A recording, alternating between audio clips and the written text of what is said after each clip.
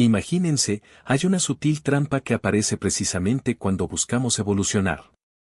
Todos hemos escuchado repetidamente que debemos conocernos mejor a nosotros mismos, profundizar en nuestras emociones, descifrar nuestros patrones y comprender qué nos mueve. Y, por supuesto, esto parece indiscutiblemente positivo, un signo de madurez y sabiduría. Pero ¿y si te dijera que, en exceso, esa misma autoconciencia puede convertirse en una prisión? Que, al observarnos demasiado a nosotros mismos, perdemos la capacidad de vivir con ligereza y naturalidad. Al principio, el viaje de autoconocimiento es liberador.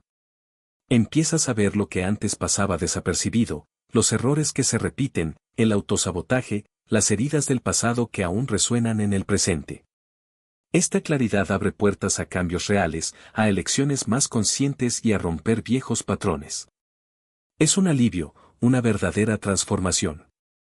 Sin embargo, algo curioso sucede cuando llevamos esta búsqueda al extremo. Te obsesionas tanto contigo mismo, estás tan ocupado analizando cada pensamiento, cada emoción, cada gesto, que acabas dividiéndote en dos. Está el yo que vive y el yo que observa. Y si no tienes cuidado, aparece un tercer, un cuarto, un quinto yo, cada uno monitoreando al otro, como muñecas rusas apiladas. En medio de tanta vigilancia, se pierde la simple alegría de existir. Esto es lo que yo llamo la maldición del espectador. Cuando te pasas toda la vida analizándote, diseccionando cada movimiento, intentando perfeccionar cada detalle, la espontaneidad desaparece. Ya no puedes reírte sin preguntarte si es real o forzado. No te sientas enojado sin antes investigar su origen y si es justificable. No te enamoras sin escudriñar cada sensación, cada duda. Todo se convierte en objeto de estudio, incluido uno mismo. Y aunque esto puede volverte extremadamente perceptivo, también te convierte en alguien rígido, calculador, incapaz de fluir con la vida. Piense en un 100 pies. Camina con elegancia, coordinando 100 patas sin necesidad de pensar. Pero justo cuando empieza a preguntarse qué pierna mover primero, tropieza consigo misma. La gracia natural desaparece ante una conciencia excesiva. Esto es exactamente lo que le sucede a quienes se vuelven rehenes de su propia conciencia de sí mismos. Pierde su ligereza, se vuelve prisionero de sí mismo. No baila sin preocuparse por su apariencia, no habla sin escuchar su propia voz y juzgar cada palabra. No vive el momento sin distanciarse inmediatamente para observarlo desde fuera.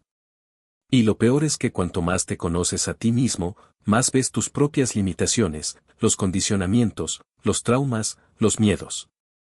Todo parece predeterminado, nada parece genuino.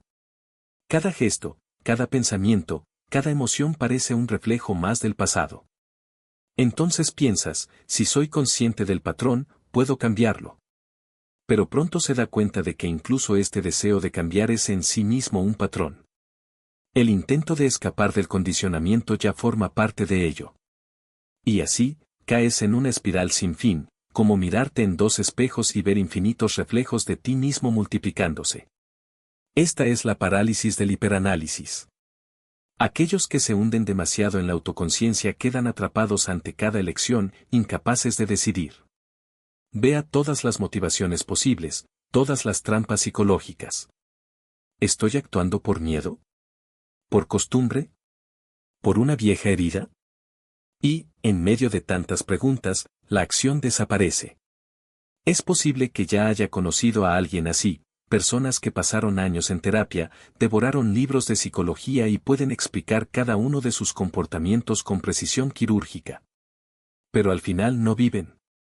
Están tan ocupados observando que han olvidado cómo simplemente ser. Hay una historia en que lo ilustra bien. Un discípulo, después de años de estudio, va donde el maestro y le dice: «Maestro, estudié todo, medité mucho, entendí que el yo es una ilusión, que los pensamientos van y vienen, que yo no soy mi mente. Pero aún así sufro. ¿Qué hago?».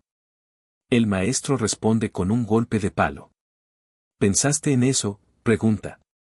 La lección es clara: hay un tipo de sabiduría que precede al pensamiento, un tipo de acción que no necesita análisis. Cuando el bate golpea, reaccionas. No hay tiempo para observar la reacción, solo existe la reacción. Y hay una verdad en eso, una verdad que se pierde cuando todo pasa por el filtro de la autoconciencia. No estoy defendiendo la ignorancia. No estoy diciendo que debamos vivir en la oscuridad, sin cuestionar nunca nuestras motivaciones ni comprender nuestros patrones. Lo que estoy diciendo es que existe un peligro al convertir la autoconciencia en un fin y no en un medio. La persona verdaderamente sabia utiliza el autoconocimiento como un artesano utiliza sus herramientas, recoge cuando es necesario y deja cuando no. Sabes cuándo observar y cuándo simplemente actuar. Sabes cuándo reflexionar sobre la vida y cuándo vivirla. Pero quien se pierde en la autoconciencia ya no puede dejar la lupa. Lo lleva a todas partes, examinando todo a través de él, incluido él mismo. Y así construye una prisión invisible, una jaula de observación constante de la que parece imposible escapar. Y aún hay más, cuando te vuelves excesivamente consciente de ti mismo, sucede algo aún más profundo, que ha trascendido la trampa de la timidez, alguien que sabe que todo es solo un juego. Y de repente, esta nueva comprensión se convierte en otra capa de identidad, en otro papel que desempeñar, el del iluminado, el despierto, el que vio más allá. La ironía es cruel. Escapas de una prisión solo para construir otra, aún más sutil, aún más difícil de detectar. Porque ahora el problema ya no es la propia conciencia de sí, sino la conciencia de la conciencia y la vanidad de creerse libre de ella. ¿Y lo peor? Ni siquiera te das cuenta de que te volviste a caer. Cree que está por encima del juego, que finalmente ha encontrado la salida, cuando en realidad simplemente ha cambiado de celda. La mente es así, siempre encuentra una manera de transformar incluso la liberación en otra actuación. Empiezas a observarte a ti mismo observando que ya no te observas a ti mismo, y listo, ahí estás de nuevo en el mismo ciclo, solo que ahora con una sonrisa superior en tu rostro. Es como intentar apagar un incendio echando gasolina, cuanto más se lucha contra la timidez, más se alimenta de sí misma. Pero aquí está la incómoda verdad. No existe un yo fijo que pueda ser encarcelado o liberado.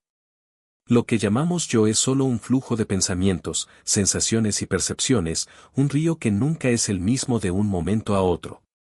El exceso de timidez surge cuando intentas agarrar ese río, cuando intentas congelar el flujo para analizarlo. ¿Y qué pasa cuando intentas retener agua en tus manos? Se desliza entre tus dedos. Lo mismo ocurre con la experiencia de la vida, cuanto más intentas controlarla, más se te escapa.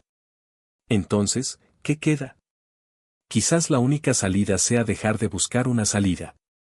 No porque debas resignarte, sino porque la búsqueda misma es parte del problema. La mente que se pregunta ¿cómo puedo ser espontáneo?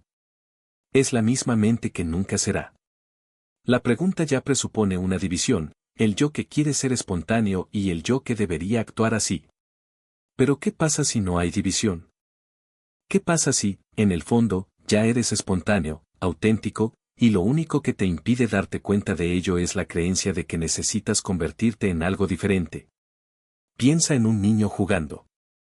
No se pregunta si está siendo auténtica mientras construye un castillo de arena. No analiza si sus movimientos son naturales o si su risa suena genuina. Ella simplemente lo es. Y es precisamente esta ausencia de autoanálisis lo que hace que la experiencia sea tan viva, tan plena. Ahora, imaginemos si este niño de repente comenzara a observarse a sí mismo, ¿estoy jugando bien? ¿Los demás piensan que soy bueno en esto? ¿Estoy perdiendo el tiempo? En cuestión de segundos, la magia desaparece. El juego se convierte en actuación y la alegría en esfuerzo. Lo mismo ocurre con la vida adulta. Cuanto más te preguntas ¿estoy siendo yo mismo?, menos lo eres. Porque la pregunta ya presupone que hay un yo separado de la acción, un estándar que debe alcanzarse. Pero ¿y si el yo no es un estado a alcanzar, sino más bien el acto de dejar de buscar?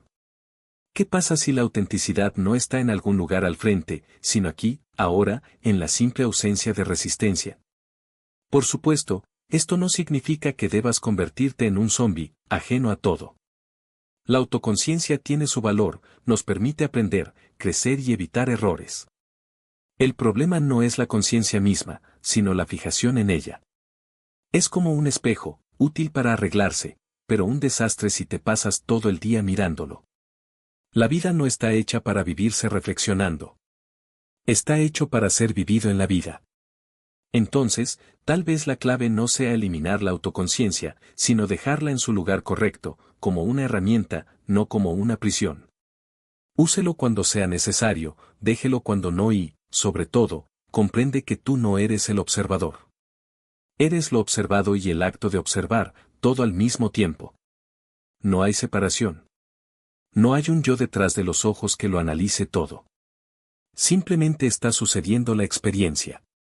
Y cuando realmente lo sientes, no como una idea, sino como una realidad viva, algo cambia. No porque hayas alcanzado un nuevo nivel de iluminación, sino porque dejaste de creer que necesitabas lograr algo. La excesiva timidez pierde su poder porque te das cuenta de que nunca fue el enemigo. Fue solo un movimiento más en el juego, otra ola en el océano. Y el océano no lucha contra las olas. Él simplemente lo es. Que luchan con la idea de ser demasiado conscientes de sí mismos, que entienden la trampa en teoría pero permanecen atrapados en ella en la práctica. Puedes citar a los maestros Zen, hablar de espontaneidad y no dualidad y seguir tan atrapado en la autoconciencia como antes. Por eso los antiguos maestros insistían, la comprensión debe ser vivida, no solo intelectual. Puedes saberlo todo acerca de la trampa de la autoconciencia, analizarla con precisión, enseñársela a otros y aún así quedar completamente atrapado en ella. Conocer algo no es lo mismo que vivirlo. La verdadera libertad surge cuando la autoconciencia se vuelve tan completa que incluye la conciencia de uno mismo y, en esa plenitud, se trasciende a sí misma. Es como notar tu respiración con tanta claridad que de repente comprendes que no necesitas controlarla, respira por sí sola. O observe sus pensamientos tan de cerca que se dé cuenta de que no necesita controlarlos, ellos piensan por sí mismos.